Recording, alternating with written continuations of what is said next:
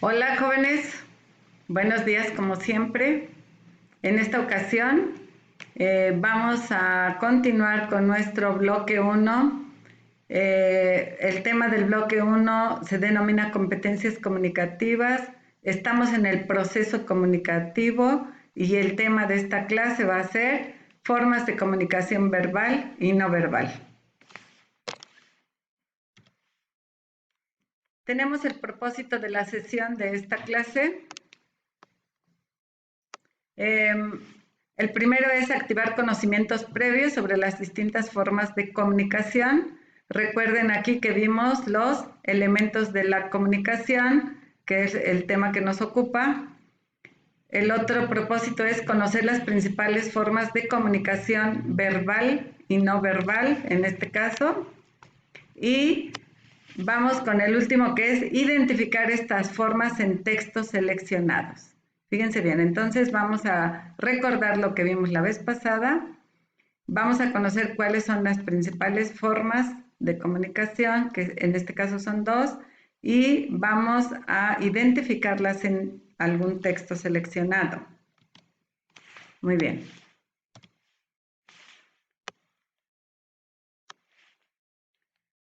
Bueno, aquí tenemos solamente la introducción.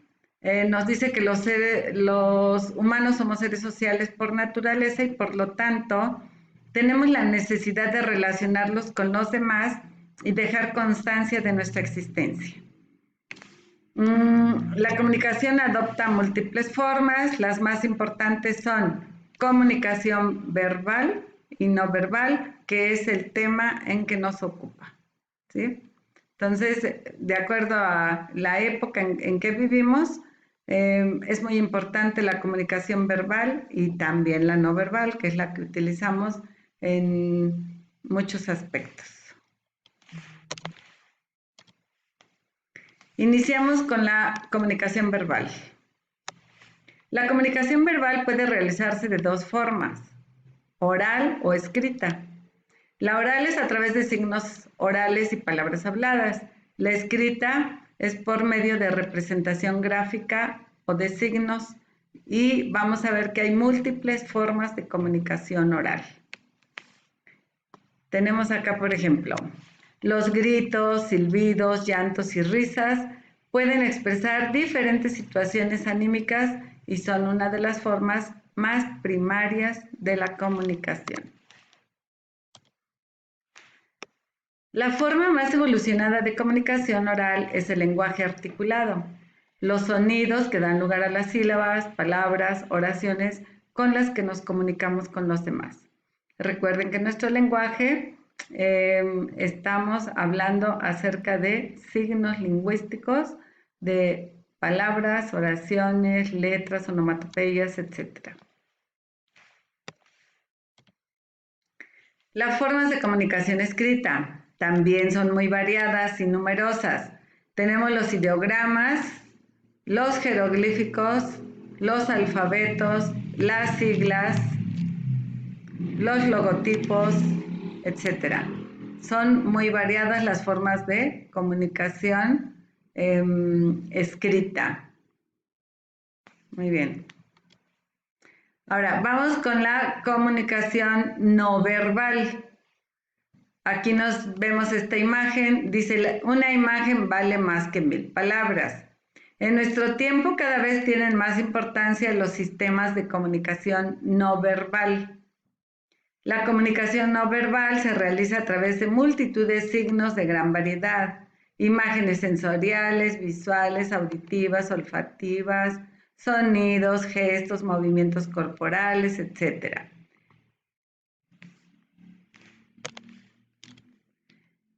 ¿Qué características presenta este tipo de comunicación? La primera es que mantiene una relación con la comunicación verbal, pues suelen emplearse juntas, sobre todo cuando hablamos. Cuando hablamos, también gesticulamos. En muchas ocasiones actúa como reguladora del proceso de comunicación, contribuyendo a ampliar o reducir el significado del mensaje. Los sistemas de comunicación no verbal varían según las culturas. Generalmente cumple mayor número de funciones que el verbal, pues lo acompaña, completa, modifica o sustituye en ocasiones. Típicamente, las formas no verbales de comunicación entre los humanos incluyen los sistemas simbólicos como además las señales. Por ejemplo, las banderas son sistemas simbólicos. Otros medios técnicos visuales y estos sistemas simbólicos son creados por los hombres para comunicarse y para ello deben ponerse de acuerdo acerca del significado que van a atribuirle a cada señal. ¿Sí? Muy bien. Vemos aquí algunos ejemplos, ¿verdad? Si él no le dice exactamente qué cosa es lo que él observa o ve a través de una señal, ¿verdad? El receptor pues se va a imaginar cosas que a lo mejor no tienen nada que ver con el emisor o con lo que está pensando. Entonces es muy importante que la comunicación hablada se haga junta con la gesticulación o con las señales en este caso. Muy bien. Veamos. Dice, entre los sistemas de comunicación no verbal tenemos el lenguaje corporal. Veamos aquí las imágenes. Nuestros gestos, movimientos, el tono de voz, nuestra ropa, incluso nuestro olor corporal también forma parte de los mensajes cuando nos comunicamos con los demás. Piensen y analicen por qué.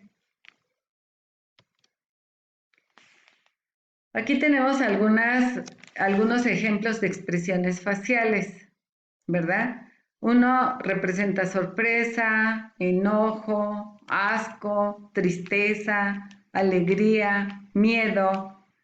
Todos esos se ven a través de nuestro rostro, de repente cuando hablamos.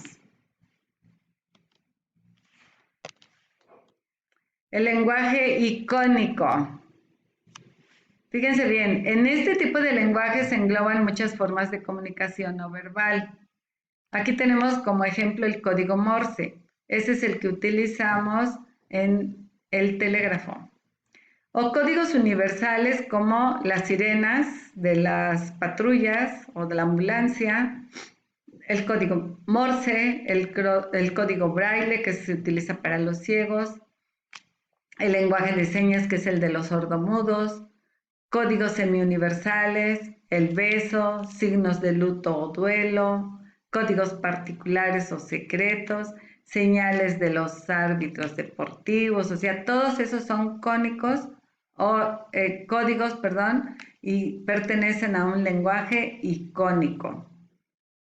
Por ejemplo, levantar 2 dedos separados o doble golpe en voleibol, por ejemplo. O sea, tienen un lenguaje icónico que ya sabemos qué es lo que significa, pero lo estamos utilizando para comunicarnos, pero cada quien ya sabe lo que significa.